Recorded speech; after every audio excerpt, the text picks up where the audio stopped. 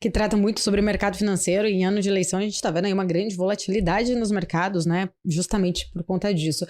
Professor, a gente está falando muito de monarquia e parece que é algo muito distante, às vezes a gente até esquece, né, que o Brasil já teve também um período, a gente é república desde 1889, mas muitas vezes a gente lembra na escola, tivemos aulas de história, falamos, né? Mas eu queria entender, na verdade, um pouco, né, da sua opinião em relação por que na verdade, o Brasil, né? Por que a gente perdeu esse interesse, de repente, para o nosso passado? A gente não tem, muitas vezes ali, na ponta da língua, como que foi. A gente estudou na escola, enfim, mas muitas vezes a gente até acaba esquecendo, na verdade, do nosso passado. Por que a monarquia ficou perdida entre a gente? Eu sempre comento o seguinte, né? Você tem oligarquia na monarquia? Tem. Mas o rei é superior a essa oligarquia. Na república, o presidente da república é resultado da oligarquia. Então, quando você teve, no caso brasileiro ali, a oligarquia decidiu retirar o rei porque ele era superior a ela. E aí os oligarcas escolhem quem vai administrar o poder a partir daquele momento. Eu sempre comento que no caso brasileiro, houve 3 coisas que foram péssimas para a gente naquele momento. Primeiro, se eu pensar, foi um caso de misoginia até, não é? Porque Dom Pedro II, a herdeira dele era a princesa Isabel, que seria a nova chefe de Estado. E muita gente não aceitava que a mulher, naquela ocasião, ascendesse à função de chefe de Estado, como ela foi. Então, se você pensar, a primeira chefe de Estado do Brasil foi... Aliás, foram 2 mulheres até, porque a declaração da independência do Brasil era quando a imperatriz Leopoldina era a regente no momento e quando Dom Pedro estava viajando. Então você teve ali mulheres importantes, né? A bandeira brasileira, que é um dos grandes... A gente sempre aprendeu na escola que o verde é das matas e o amarelo é do ouro. Mentira! Né? A bandeira foi comissionada pela imperatriz Leopoldina para o Debré e ela faz a junção das 2 casas reais, o verde da família Orleans, da família Bragança e o amarelo da família Habsburgo, porque ela era Habsburgo. Então, verde e amarelo da sua bandeira tem a ver com a nossa herança da junção de 2 casas reais. Então, teve esse caso de que não queriam que a princesa Isabel assumisse o poder porque achavam que o Conde d'Eu, que era francês, queria manipular a situação. Então, foi a primeira coisa. Segundo, um ranço extremamente discriminatório e racista, porque eles não aceitavam que os escravos fossem libertados. Né? A família real brasileira... Desde a época, as famílias reais cristãs, não vamos esquecer disso, sempre se opuseram à questão da escravatura. Não é? A família real portuguesa e a brasileira não tinham escravos, porque era contrário ao princípio que eles acreditavam naquele momento. E aí o que acontece é que, se você olhar durante a história do Império, Dom Pedro II, a princesa Isabel sempre foram contrários à à escravidão. E foi justamente o fim da escravidão que fez com que eles perdessem a função. E tem uma frase histórica da princesa Isabel, né? Ela disse assim: 1000 reinos eu tivesse, 1000 reinos eu daria para que não houvesse escravos no Brasil. E havia todo um plano de implementação, de inclusão dos escravos dentro da sociedade que não foram perseguidos por causa da questão republicana. E quando a gente entra na República no Brasil, houve justamente aquela questão de tentar apagar o passado. E aí a gente começou a dizer que Dom João VI andava com frango no bolso, a gente começou a criar aquela imagem de que o Dom Pedro I, quando declarou a independência, estava com disenteria. Aí a gente tentou ridicularizar uma coisa que foi importantíssima para o Brasil, que a gente nunca pode esquecer. Comparativamente aos nossos vizinhos sul-americanos, como é que o Brasil ficou desse tamanho e como é que conseguiu manter esta unidade? Foi justamente o fato de nós termos tido o quê? Um imperador que conseguiu manter todo esse processo de unificação nacional. Então a gente vai ver. A gente poderia não ser uma nação desse tamanho. Nós poderíamos ter sido divididos em muito menores ou coisa parecida. Cada lugar poderia ter tido ali a sua independência, como houve movimentos de resistência, mas que conseguiram ser controlados pelo governo na ocasião. Mas aí depois, no final, no início da República, isso não poderia ter acontecido também, você acredita? Em que sentido? No sentido de haver essa separação, de repente? O Brasil, ele só é, na verdade, essa república, essa união, pelo que eu entendi, vê se eu tô certa. Porque na época da monarquia conseguiram manter isso. Conseguiram. Exatamente, dessa forma. Mas aí quando acabou o regime da monarquia, a gente virou uma república federativa, poderia ter saído alguns estados ali. Muita gente se opôs, mas não se esqueça, por exemplo, que Florianópolis se chama Florianópolis porque Florianópolis era fiel e não queria se tornar parte da República. Ah, não sabia. Então, Floriano Peixoto vai e impõe lá, se chamava Desterro, e ele vai, impõe e fala para vocês, o nome da cidade agora vai ser Florianópolis, a cidade do Floriano.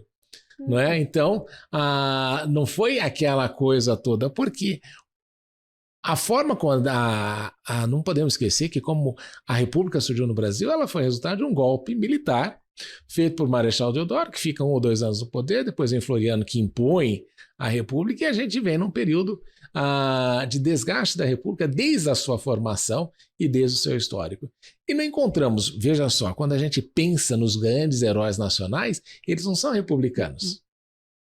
Não é? Quando você pensa no Barão do Rio Branco, que tem uma fase ali republicana, mas ele assinou até o fim da vida Barão, porque era o título que ele valorizava e ele era monarquista. Duque de Caxias, tudo isso. Então você nota que na história brasileira nós tentamos, ao longo da nossa história, sabotar o nosso próprio passado. E é uma vergonha para nós. Eu sempre digo o seguinte, o maior erro do Fernando Henrique na questão do real foi de tirar as figuras históricas das cédulas brasileiras e nós colocamos animais.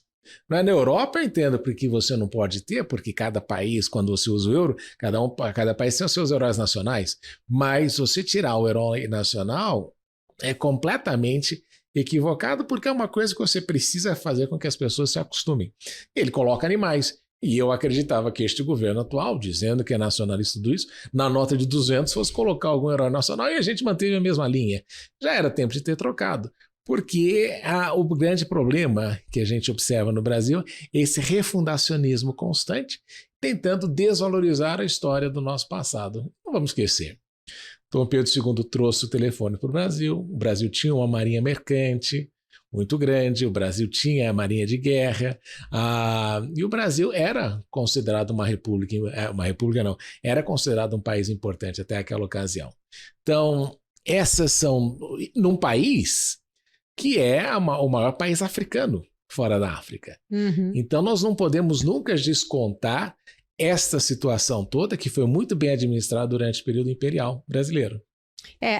Me chamou muito essa atenção, né, justamente essa minha pergunta, por que a gente realmente não tem, né, até um carinho pelo nosso passado? Por que o brasileiro, ele não cultivou exatamente essa história tão presente? E eu vi até uma entrevista sua recentemente, onde você fala que Dom Pedro II foi muito prejudicado. Eu até gostaria que você trouxesse até um pouco mais, né, pra gente entender por que dessa sua visão exatamente, né, o que especificamente, por que Dom Pedro II, ele acabou, foi por acidente também, né? Foi 5 anos de idade, 5 anos de idade. 5 anos de idade, caiu aí no colo dele essa situação como um todo. Mas eu queria entender um pouquinho mais da sua opinião, por que você acha que a gente...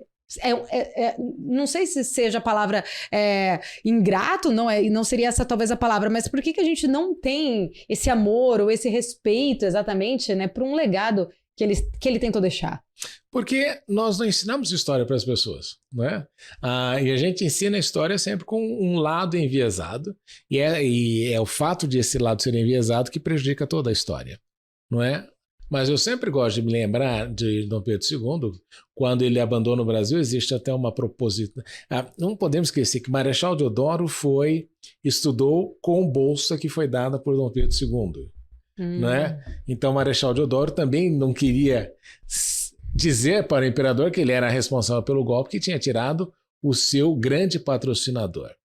Carlos Gomes, né? Quem gosta de música, Carlos Gomes apresenta o Guarani na Itália E ele o faz com dinheiro da família imperial brasileira. Então o Brasil teve algumas coisas assim, nesse sentido. O imperador falava 16 idiomas, até hoje nós temos, a maior parte dos nossos chefes de estado mal falam o português, mas só que eu tenho 2 episódios que eu acho sempre muito interessantes, né, de Dom Pedro II.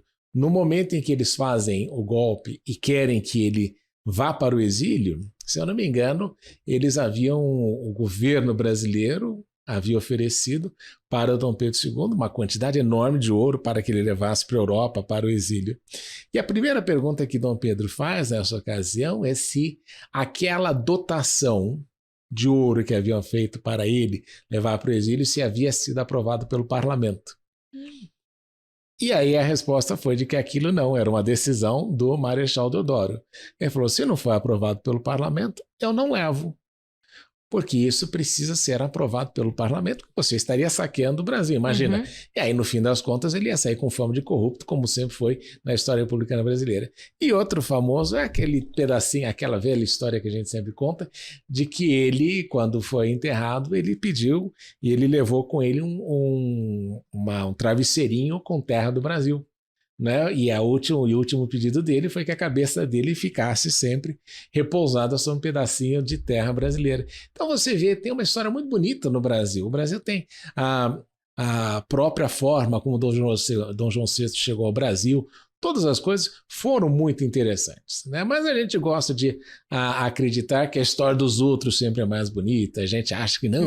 Durante muitos anos, até me lembro disso, diziam, não, o Brasil foi uma colônia de exploração e os americanos foram uma colônia de povoamento. Aí você começa a ler a história e você vê que o objetivo nos Estados Unidos era igualzinho. Com uma diferença, lá não encontraram ouro, os ingleses chegaram mais tarde, tinham mais população, e por essa razão que a colonização foi diferente.